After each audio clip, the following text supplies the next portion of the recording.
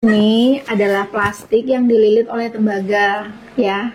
Tembaga ini kita tahu sifatnya tidak akan bertagar, ya. Dalam yang pertama umur berapa? 9 tahun. Pas banget ya ini berarti. Memang betul-betul direncanakan. Enggak juga sih, cuma tiba-tiba aja ada isi. Kok tiba-tiba? Soalnya itu Tiba-tiba isi. kemarin itu juga sempat lepas KB juga. Pakai lampu biasa. 3 tahun. Enggak KB. Oh, 3 tahun tidak KB. Iya. Jadi ibu sebenarnya rencana hamil itu di 3 tahun lepas KB, kepingin langsung hamil, tapi nggak hamil. Enggak. Tiba-tiba hamil. Tiba-tiba hamil. Jadi setelah menggunakan suntik KB itu ibu pakai ikhtiarnya apa? Maksudnya ganti pil atau ya udah nunggu aja gitu. Itu aja. Gitu ya. Iya. Memang ibu pada pengguna suntik KB yang 3 bulan, kalau mau hamil tuh butuh waktu untuk bisa kembali subur itu sekitar 21 bulan. 21 bulan tuh hampir 2 tahun. Tapi ada sih yang cepat kayak 3 bulan hamil. Bahkan ada yang telat tuh hamil, cuman rata-rata memang butuh waktunya segitu. Iya. Kalau adik saya cuma dia nggak cocok KB. Siapa yang tidak cocok KB? Adik saya. Semuanya se-KB itu nggak ada yang cocok nih. Oh gitu. Waktu itu pernah dia yang suntik juga sekali pendarahan terus. Perdarahan terus. Jadi nggak pernah pakai. Jadi nggak pernah pakai KB. Enggak. Oh gitu. Terus ini kalau dia nggak pernah KB berarti hamil terus enggak? Enggak. Alami. Anaknya berapa? Baru 1 anaknya. Baru 1. Iya, kontrol lagi. Oh gitu. Iya. Sekarang kita kembali ibu. Tadi katanya ibu kepengen menggunakan IUD karena disuruh sama bidannya. Bidannya udah jelaskan tuh proses pakai IUD itu gimana? Sudah pernah? Enggak. Tidak pernah menjelaskan. Boleh saya jelaskan? Karena ibunya ingin menggunakan IUD tapi masih lebih inginnya ke suntik KB yang 3 bulan. Sepengalamannya yang kemarin suntik KB 3 bulan itu tidak ada keluhan gitu ya. Jadi saya coba jelaskan dulu soal KB IUD-nya, siapa tahu setelah saya jelaskan ibunya jadi lebih paham dan tertarik menggunakan IUD ya. Ibu boleh pegang IUD-nya. IUD seperti ini. Nah, ya. Ada pernya. Ada pernya. Ini adalah plastik yang dililit oleh tembaga, ya. Tembaga ini kita tahu sifatnya tidak akan bertagar, ya. Dalam kondisi apapun dia tidak akan bertagar, ya. Nah, terus, maaf izin, ada anaknya soalnya. Ini yang senggama ini. Kalau hubungan Mr. P ini sampai di sini, ini mulut rahim, ini IUD diletakkan di rahim. Ya, jadi tidak akan mengganggu proses perhubungan. Maaf, ini IUD-nya nanti ketika proses pasang itu terlipat sayapnya. Sayapnya terlipat seperti ini, dan ketika nanti udah dimasukkan gini, sayapnya akan terbuka seperti ini. Nah, jadi tadi IUD tidak akan tersentuh oleh bapaknya, tapi benang ini tersentuh oleh bapaknya. Benang ini akan lembut setelah 1 bulan. Biasanya akan dipotong 3 cm, dilipat di samping atau dipotong di atas mulut rahim sedikit sehingga tidak terasa sama sekali. Maaf, tadi apa yang ibu takutkan soal IUD? Katanya kebanyakan yang lepas. Katanya kebanyakannya lepas IUD-nya. Ada tetangganya ibu atau ibu hanya mendengar di media sosial? Aja. Tetangganya ibu belum ada kasus seperti itu?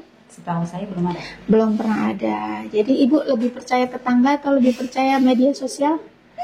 Belum tahu. Belum tahu. Boleh jawabannya ya. Nanti itu dijadikan bahan pertimbangan. Kalau ada kejadian yang di tetangga ibu, itu nyata ibu lihat ya. Kalau di media sosial kan belum tentu ibu lihat. Ya bisa jadi hoak atau bagaimana gitu. Nah, IUD memang bisa lepas pada kasus yang maaf haidnya itu bergumpal-gumpal gitu. Terus IUD juga bisa lepas pada kasus di mana pasca melahirkan langsung dipasangkan IUD. Terus kalau lepas gimana? Ya boleh dipasang lagi. Kan kalau tahu lepas berarti pengaman untuk mencegah hamilnya nggak ada. Nah, boleh dipakai lagi atau menggunakan metode lain juga boleh. Begitu. Ya. Nah, memang pada IUD itu tidak disarankan pada orang yang mengalami gangguan haid. Termasuk yang haidnya itu deras banget. Kalau saya tidak. Nah, itu tidak disarankan karena bisa tadi terikut oleh darah haid itu. Iya. Disarankan kalau orang yang haidnya atau pasca melahirkan darahnya bergumpal-gumpal, disarankan untuk dipecah. Khawatir IUD-nya terikut di situ. Terus rahimnya kurang dari 6 cm, itu nggak disarankan. IUD-nya memang bisa terlepas. Terus ibu dengan penyakit resiko, penyakit seksual itu juga tidak disarankan menggunakan IUD. IUD ini menguntungkannya lebih banyak dibandingkan KB suntik KB 3 bulan. Maaf, boleh aku tanya dulu waktu pakai KB suntik 3 bulan keluhan ibu ada enggak? Ada. Suka sakit Apa? pinggang. Oh, suka sakit pinggang. Sebenarnya sakit pinggang nggak suka ya. Tapi ibu sering terjadi sakit pinggang setelah suntik KB 3 bulan.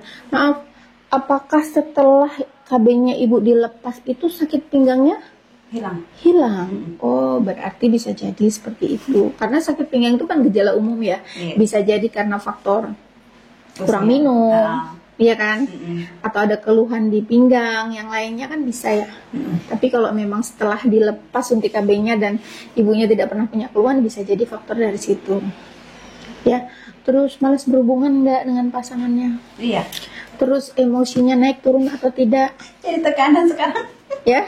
Tekanannya jadi naik. Oh, tekanannya jadi naik. Berarti bidan di sana menyarankan ibu pasang IUD itu dikarenakan ibu ada tekanan. Iya. Tekanan ibu tingginya berapa? Nggak tahu. Nggak tahu.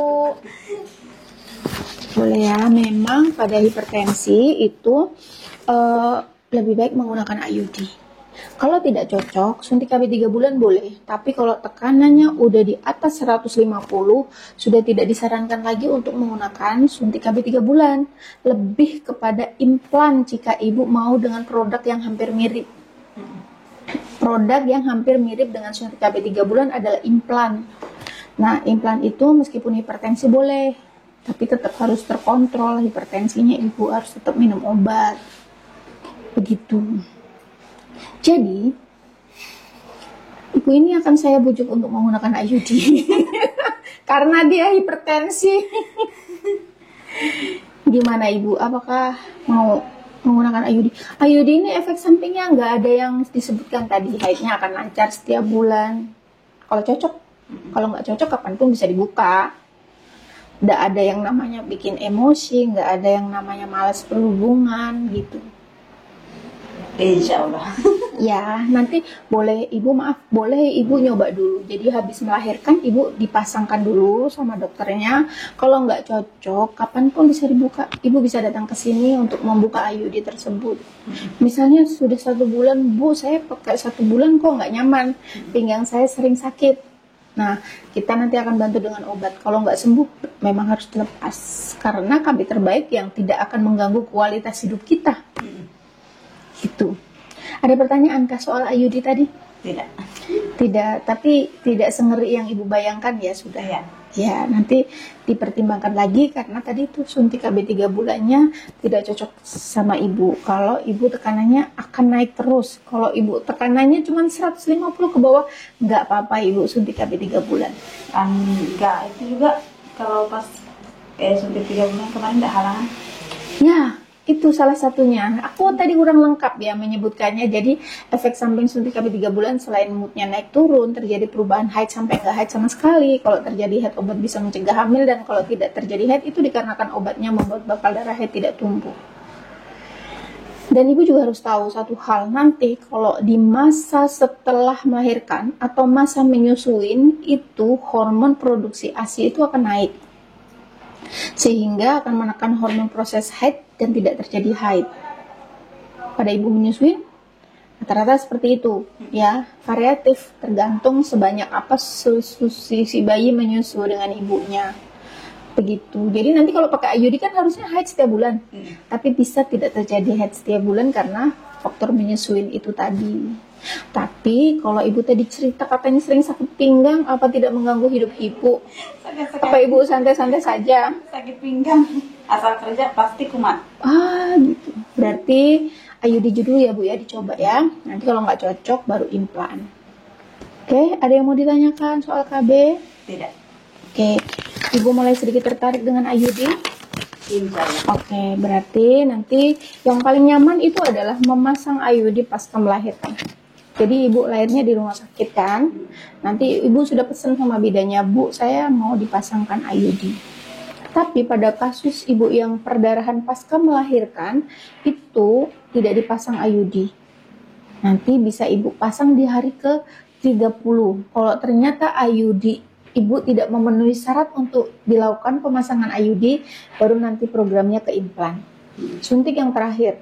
Karena tadi suntik ibu juga ada keluhan seperti itu kan. Jadi harus punya alternatif untuk bisa menggunakan KB yang lainnya.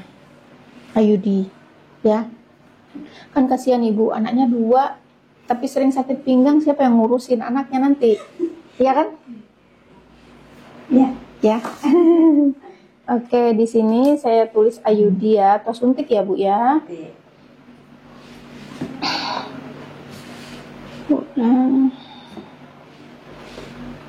Suntik KB 3 bulan itu hari ke-40 pasca melahirkan. IUD bisa dipasang setelah lahiran. IUD juga bisa dipasang hari ke-30 pasca lahiran. Pas Ibu? Tidak ada yang Ibu perlu penjelasan apa lagi soal KB? Tidak. Oke, cukup sekian. Terima kasih.